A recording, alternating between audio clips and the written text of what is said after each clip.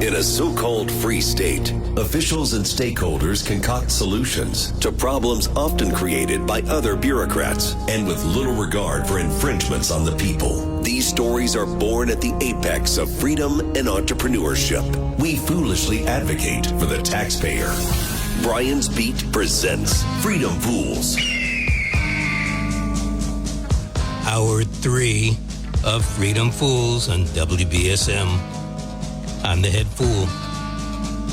Sometimes they call me fool. I just call myself Brian.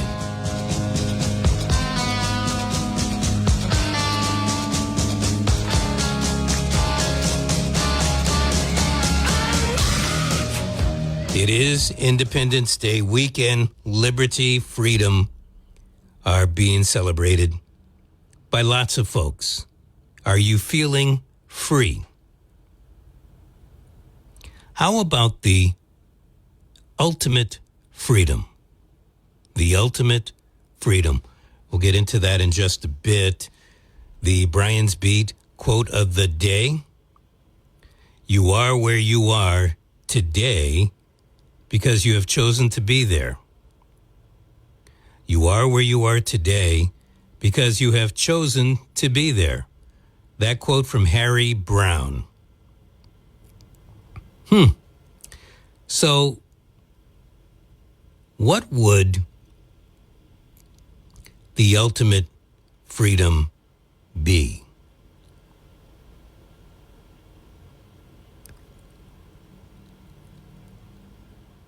Bacon Hill lawmakers, a joint committee on public health, voted favorably last week. Think of today as the end of this week, so last week, week ago Friday, to move forward with an assisted suicide bill. Now, I find it hard to call it assisted suicide. Assisted suicide in the Commonwealth is illegal, as it is in many states. You cannot help. I don't consider this an assisted suicide bill because it allows you, the person who is ill and not expected to live longer than another 6 months, to take your own life. I suppose you have to get the cocktail from your pharmacist or doctor, somebody like that. But it's not like your spouse, your children, your next door neighbor, the drunk on the park bench. They can't help you. This is something that you would have to be able to do on your own.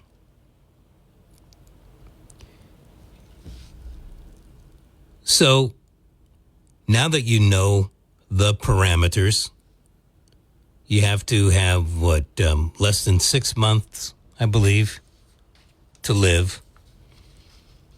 Here it is.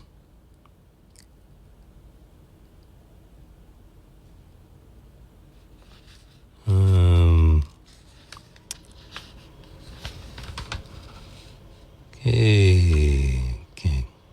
I'm sorry, I thought I had it, and I do not. I do have what it says, but I wanted to make sure that I was telling you correctly. It is a medical aid in dying. That's how they want it. It would allow a mentally sound adult with a prognosis of 6 months or less to live to request and receive a prescription for medication that, when self-administered, would end their life. So it's not Kevorkian, where somebody else is coming in and putting a cocktail together and basically knocking you out. Are you okay with this? Or do you believe that you need to control somebody else's life when the prognosis is that they're not going to live for another 6 months? Yeah, crap happens and they could actually live longer. But at what particular time do we concede that it's the person's choice? They don't believe that they're going to live that much longer. They don't want to be a burden, whether they are or are not, is immaterial to you. It's what that particular person thinks. So I ask you, are we as a commonwealth, are we ready to throw in the towel? In 2012, there was an assisted suicide bill, which I think was more assisted suicide, and it was a close vote, 51% to 49%. Are you ready to move in this direction? Last hour, we talked about prostitution, sex work. That's moving forward here in the Commonwealth. Now we've got a bill dealing with basically the right to die and to and you administer the cocktail to ensure that you do die. Why not? There are people that are obviously hurting. Why let them suffer? Why put them through the pain and the suffering? Why not let people be who they want to be? Now, somebody's going to say, well, what happens if somebody else gets a hold of the cocktail and they take their own life? My guess is somewhere down the road, that's going to happen. I guess safeguards can be put into place that a medical practitioner has to be there when you end your life. All right? So, yeah, have somebody there. That way they can have the stopwatch out. Yep, deceased at 1:12 in the afternoon. Yeah, you got that taken care of. Now you don't have to send another medical examiner out. Is there a reason not to allow an adult who is terminally ill, or at least deemed terminally ill by a doctor, to end his or her life? You have to be an adult. And we talked earlier about allowing somebody 18, 19, or 20 years old to vote.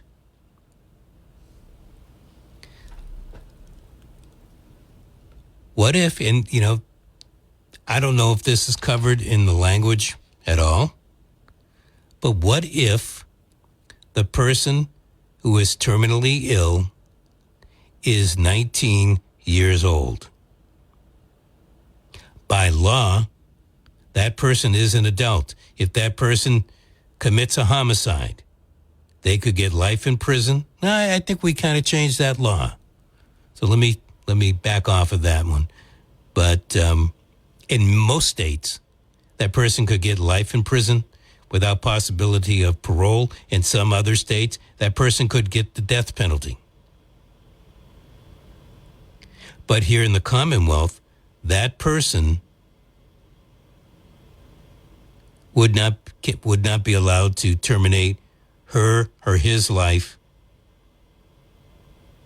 without it being a crime. What are you going to, So, and I get a kick out of a lot of this because we have people here in the Commonwealth who do take their life because they are terminally ill. We don't necessarily hear about it in the news all the time, but it happens. I don't know what percentage. I'm not thinking about doing this I hope none of my family members end up doing it. But what right do I have to tell you that you can't do it? This is what gets me. You know, we talk about what a liberal is and what a conservative is. It's mostly conservatives that don't want you to be able to live your life. The people that call themselves conservative, I'm talking about now. Again, according to the bill, which is H2505, just to let you know, this is really moving forward. H2505.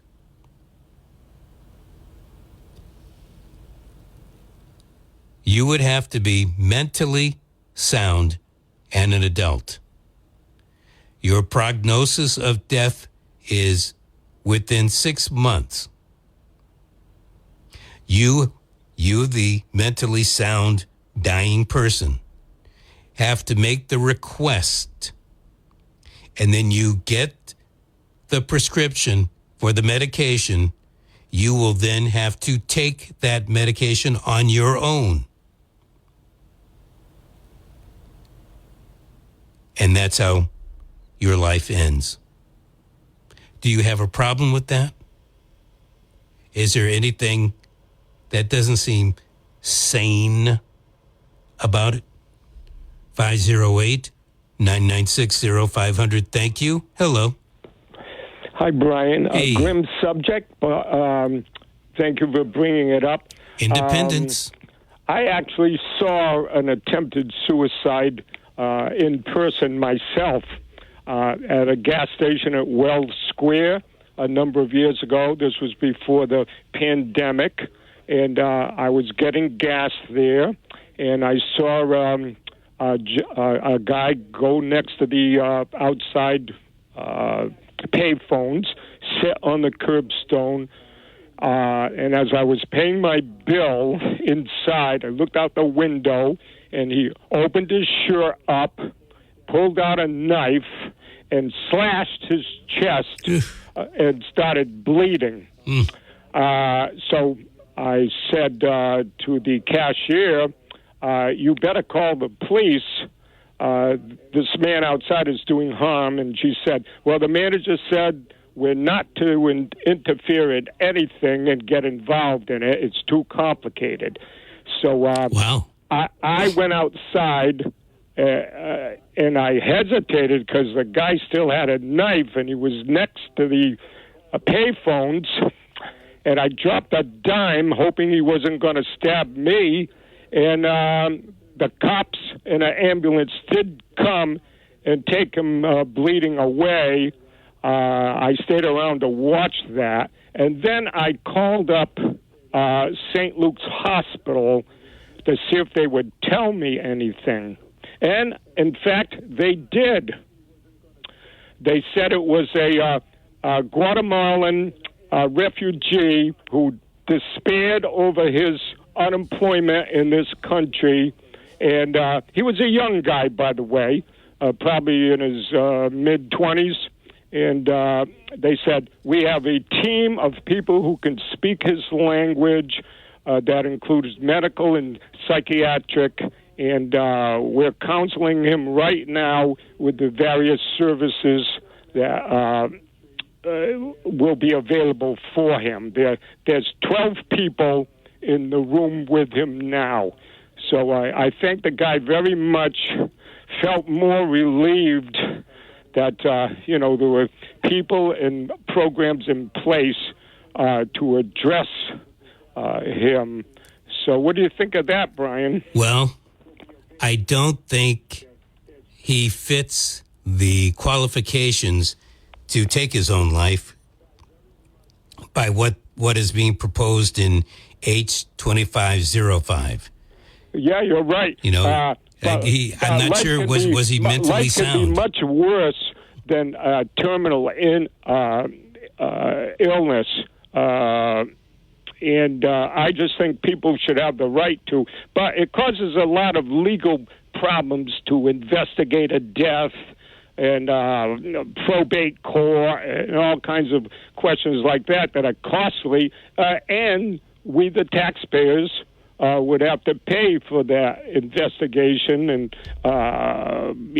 maybe the medical examiner, et cetera, and all that stuff.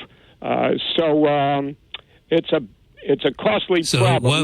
Why would we have to pay for it? Brian, wait a minute. Why would we have to pay for it? What are you getting at with that? It must be investigated to see if it was a voluntary suicide or it was faked. Wouldn't the insurance company do that? No, the police will. They can't. You know what the most common way of suicide is in this country, which is like it used to be like 55,000 a year. People shot themselves.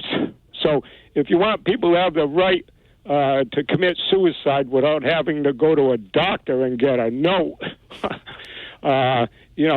Just let them buy guns and they'll off themselves. Among senior citizens, the most common way is drug overdose. They take whatever pills they have with alcohol and they off themselves. And then they are only exceeded by the number of teenage LGBT despairing kids who commit suicide. They have a higher rate of suicide than the senior citizens do, which is the highest in the country, because life can be miserable when you're a senior citizen. I suppose all of that is true, but I'm trying to look at the soundness of this bill, H2505. Assisted suicide got voted down in 2012. This is something that the legislature is moving forward on. And I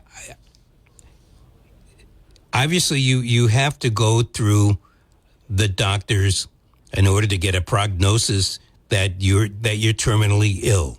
Mm-hmm. All right. And then another doctor's got to give you the prescription, and you've got to self-administer it.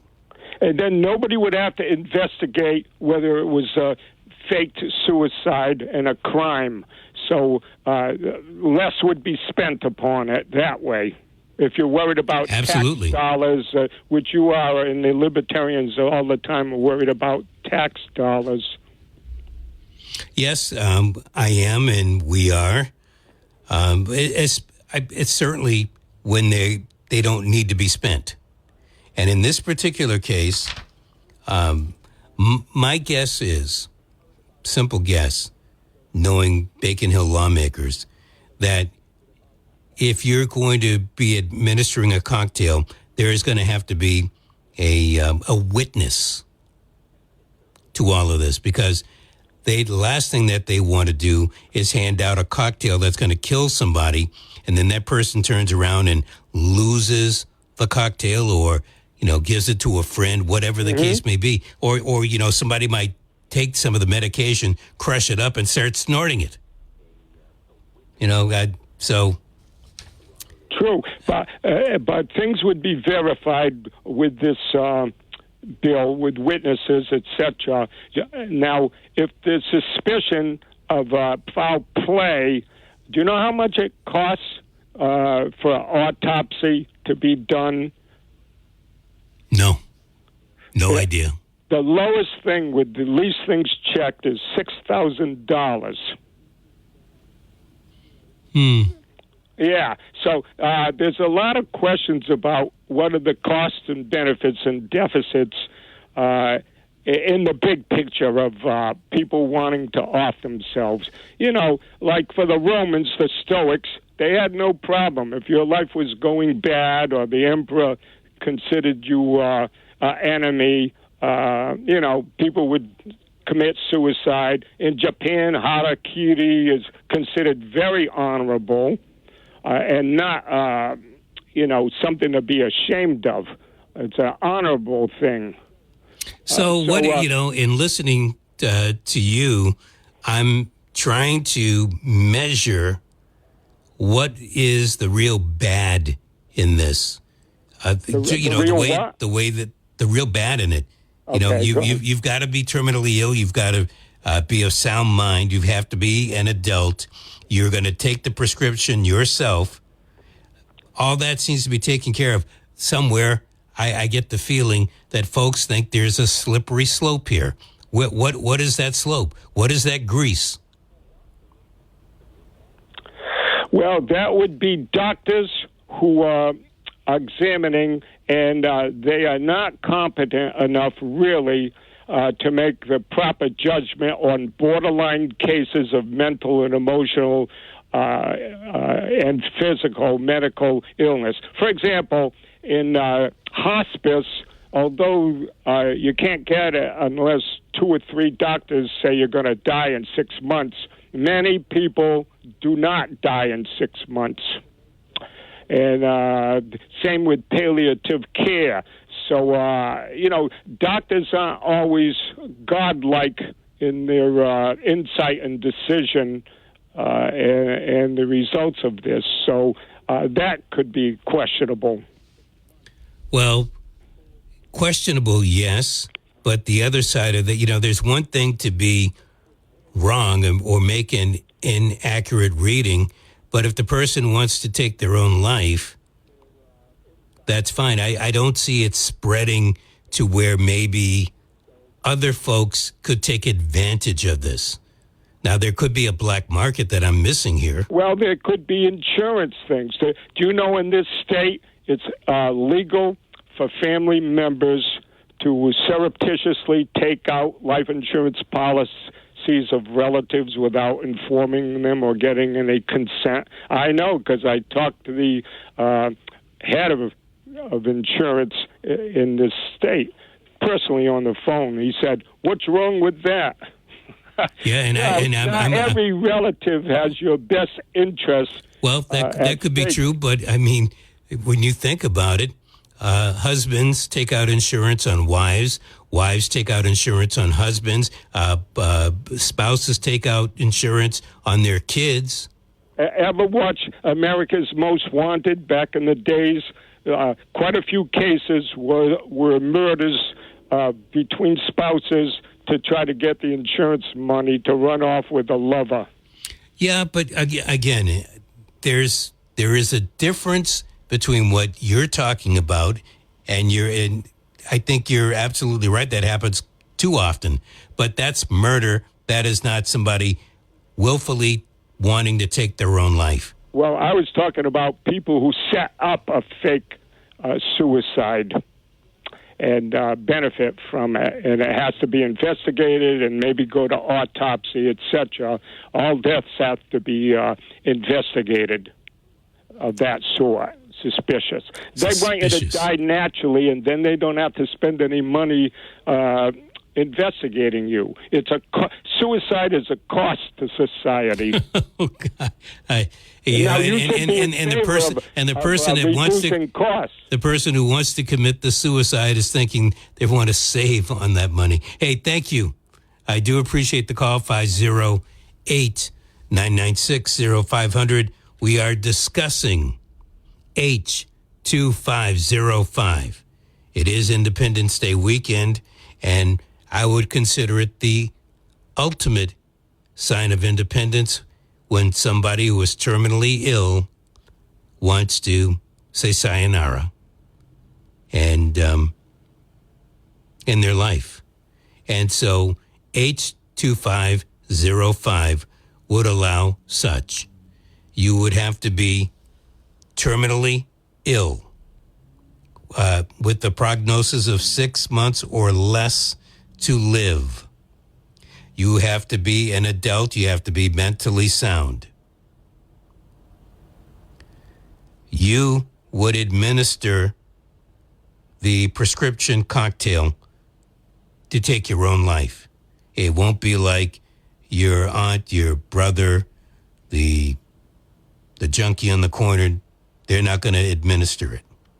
My guess is there will be some authority figure around to calculate the exact time of death and also to make sure that you did indeed do the deed, because the last thing the authorities want, and I'm going to raise my hand, even though I'm not an authority figure, I don't want you to be able to give that cocktail to somebody else who might want to take their own life or chop it up and take it in bits and get high on it, but not die. Remember, democracy never lasts long. It soon wastes, exhausts, and murders itself. There never was a democracy yet that did not commit suicide. This is not an innocent, wonderful gentleman from Maryland. I'm not saying he's a good guy. It's about the rule of law. The order from the Supreme Court stands, He came sir. into our country illegally. You could get him back. There's a phone on this desk. I could. You could pick it up, and with all the power of the presidency, you could call up the president of El Salvador and say, send him back right now. And if he were the gentleman that you say he is, I would do that. But the court has he's ordered not. you to facilitate that his I'm not release. the one making this decision. We have lawyers that don't want to do this. But the buck stops in this office. No. I follow the law. You want me to follow the law? If I were the president that just wanted to do anything, I'd probably keep him right where he is. Supreme Court. By the way, he's back. It's a confusing presidency, to say the least. And the big, beautiful bill signed into law on Independence Day. I wonder how many people that worked yesterday so the president could sign Big Beautiful got paid overtime or double time. You know, we're talking federal workers here, which is, of course, beefing up whatever it is that we are paying out for the services. And I'm willing to stretch. Governor Healy did something similar. Not a lot of pomp, but her signage, I believe, happened yesterday. Why are these competing politicians signing these major pieces of legislation? In the governor's case, the fiscal budget for the upcoming year. There was no need for her to sign on after business hours leading into Independence Day. And there was no reason for the President of the United States to do summarily the same thing. I didn't watch either of them sign. I don't know. I'm getting tired of it on both sides. I have not yet figured out what it's going to do. I have not had a chance to really dive deep into either one of the bills. You hear from one side how terrible it's going to be. You hear from the other, it's better than sliced bread. I don't know about that. I know that there are people that listen to this station that want a big, beautiful passed and signed. I'm not exactly sure what they think it's going to do. I know one thing that it will do. It is funding more money for the military.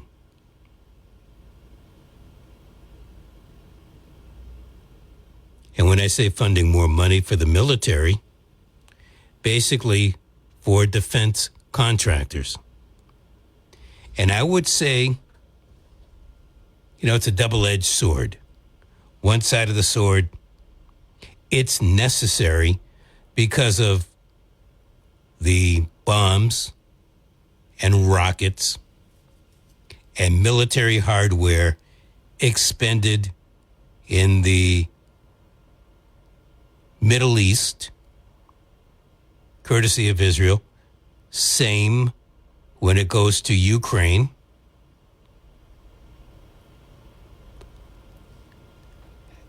So,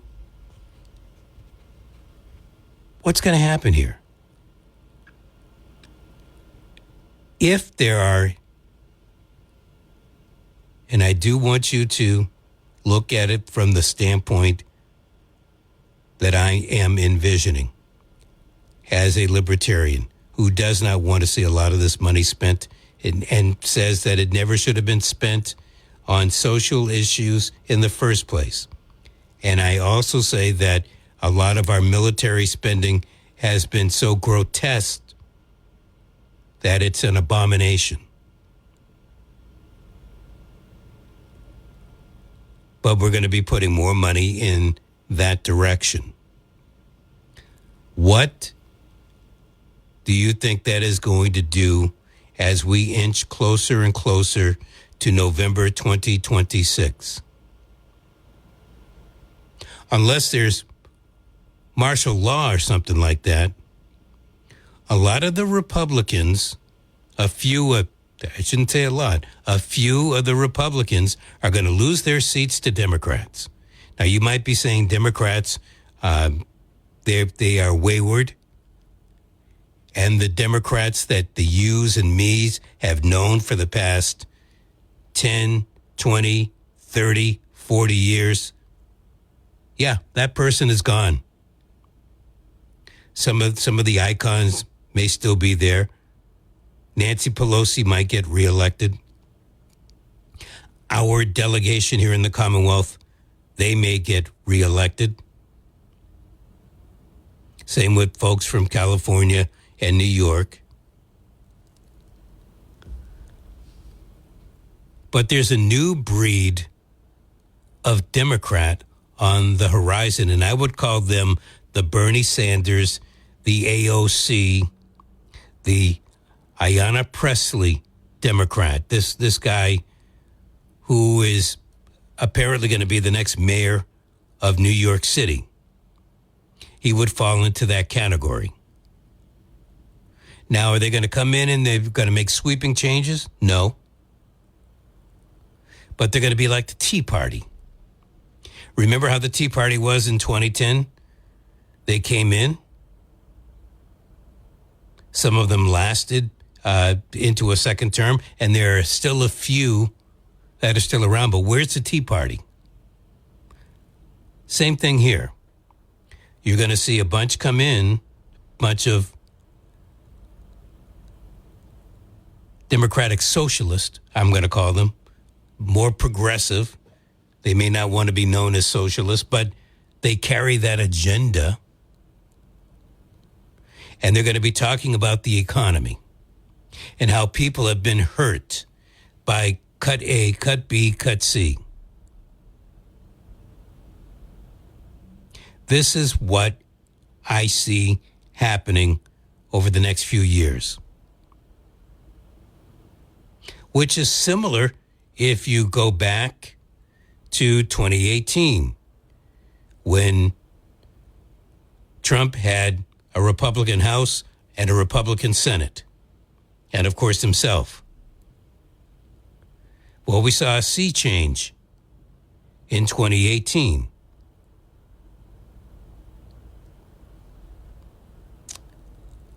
I envision something similar happening, or let me put it this way.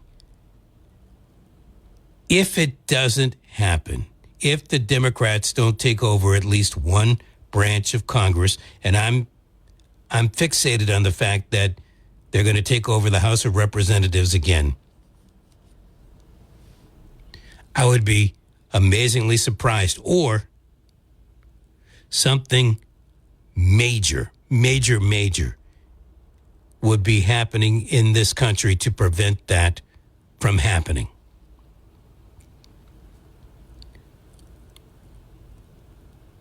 I think the plan to put a lot of money into the military, where there is a constitutional right to fund the military, There's a difference between having a strong defense and having offensive military might, especially if we keep on supporting regimes that are against what the people are calling for. Case in point, look what's happening with Israel and Gaza, Israel and Iran. Now, you might think that Israel has a right to defend itself after October 7th. I won't argue whether they have a right to defend themselves. What's going on in Gaza more than a year and a half later is more than defense. You know it, and I know it. You know that the plan isn't really to go and get the hostages. If they wanted the hostages, they could have had those hostages a long time ago. Bibi's plan has been imploding for the longest time, and so he keeps up the attack. Well, you could be in the camp that says Israel's got a right to exist. They're doing everything in their power to keep on existing. But as we can see, whether you look at polls you want to believe or don't believe, time and again over the past year, the American people have been saying that this is a conflict that we should not be involved with. We've come to the conclusion that we should not be financing Bibi's war. And I say we collectively, yes, I'm in that camp, but there are many, many, many more people than yours truly. I am telling you what you hear in these protests, day in and day out. And now to fund more money into that action,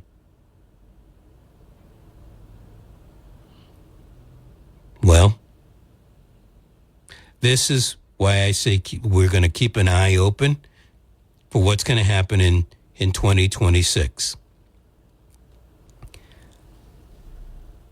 I have not voted for a Democrat, to the best of my knowledge, this century, anyone that was running as a Democrat. And I don't expect that to change anytime soon. But my gut is telling me that the party is reincarnating itself under the banner Democrat. But the Democratic Party that you and I know, and in many instances do not like, is going to be different. AOC, she may not be the ringleader, but she's going to be pretty damn near the top. Ayanna Pressley, she's going to have a strong stake. Catherine Lynch, well, she's already the whip, isn't she? And then you might have guys like Jim McGovern, Jake Auchincloss, they're going to still be around, but they're going to have different metal. I mean, they're not real power brokers in Washington. Maybe in their district at home, but not in Washington. And the Democratic Party, they may not be all about transgender issues, LGBTQ, that kind of stuff, but they are going to be about funding health care, because there are going to be cuts. And some people might say these are cuts that are coming to stop fraud and abuse. And I'm not going to sit here and say that they won't do that. But in the process of doing it, there are going to be people that are hurt. And these people are your neighbors, my neighbors. And it's going to echo. It's going to reverberate. It's going to hit places like Iowa, places like Nebraska, places that you might not think in Kentucky, Tennessee. The breadbasket, or as Hillary Clinton would call them, the flyover states. And again, it only takes 4 or 5 swings where you lose a Republican and a Democrat comes in. And I say this to you, look what happened in 2024. Look what happened in 2022 compared to where we were in 2020 when the Democrats controlled all 3. It's amazing how this is changing. And so I have a big fear about Big Beautiful because there are things in Big Beautiful that I appreciate, that I like. Social Security being taxed, or didn't you already get taxed in the first place for Social Security? Sounds like double taxation to me.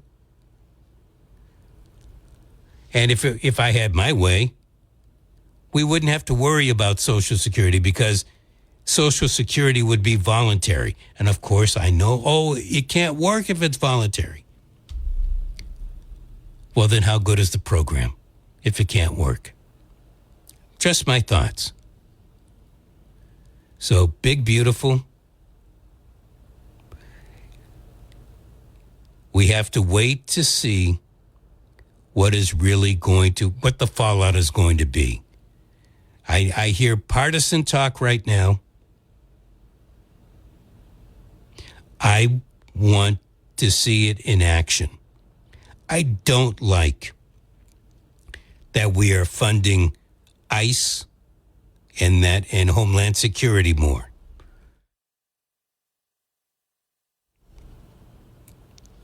And I think that's going to lead to more problems. It already is leading to problems. You've got, and I'm going to go back to 2 states that I already mentioned, Idaho and Nebraska. They don't have workers for their fields anymore. Florida, same thing.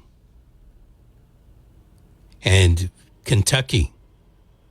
These are states that are happy as heck that we're fighting against illegal immigration and trying to kick folks out. But they never thought it was going to hit them in the pocketbook. And the reverberation is going to hit the yous and me's in the pocketbook. We already have Canada, our neighbor to the north. They've passed 6 or 7 different bills that are impeding our products from going into Canada and stuff from Canada coming down here. All told, there are billions of dollars, whether we're talking trade or tourism, that is stopped, that the federal government is not getting. And if the federal government isn't getting that money, they can't turn around and redistribute in the different directions. So I do believe that there are going to be some problems. How major? Well, I guess we'll have to wait and see. But I think major enough that the Republicans will lose control of at least one branch of Congress. I'm predicting the House of Representatives. I know a lot of people don't want to hear that. I think people are happy with what's going on now. But worse, think about it, especially if you are a MAGA Republican, MAGA Trumper. If the House gets control of just one branch of Congress, they can tie up a whole bunch of stuff that the president is trying to pass. They could even initiate impeachment proceedings. I don't know why they would. They know that it would not. There would never be a 3/3 or 2/3 majority in the Senate to pass something like that. But then they look almighty when they try to do it. All of a sudden, we're back to where we were 4-6 years ago. I don't like it any more than you do, but that is the road, and I would love to say the road less traveled, but it's becoming heavily traveled over the past decade or so. The revolution will be no rerun, brothers. The revolution will be live. I'd like to go a step further. I mean, I said it to Pam. I don't know what the laws are. We always have to obey the laws, but we also have homegrown criminals that push people into subways. I'd like to include them in the group of people to get them out of the country. Going after the homegrown. You know, I don't know that I asked the question, but I'm curious if you believe that the homegrown criminals, I guess the worst of the worst, should they also be deported? Now, that would certainly be against the Constitution, but it does beg that question. How are you really feeling? And because, quite frankly, in listening to many a folk, the smash and grab that happened on Tallman Street, what was it, back in April? March, April? Most people that called this station, they seemed to be all right with the smash and grab, even though they got the wrong person. Even though they got the wrong person. So it makes me think, well, if you don't care that ICE grabbed the wrong person, or you're willing to say, well, they didn't get out of the car, or why didn't they do things that they did do? What's to make me think that frankly, I think that there are people that, they hear that, well, ICE got a few more. Good. They don't care if they got the right person or not. That's what we've devolved to.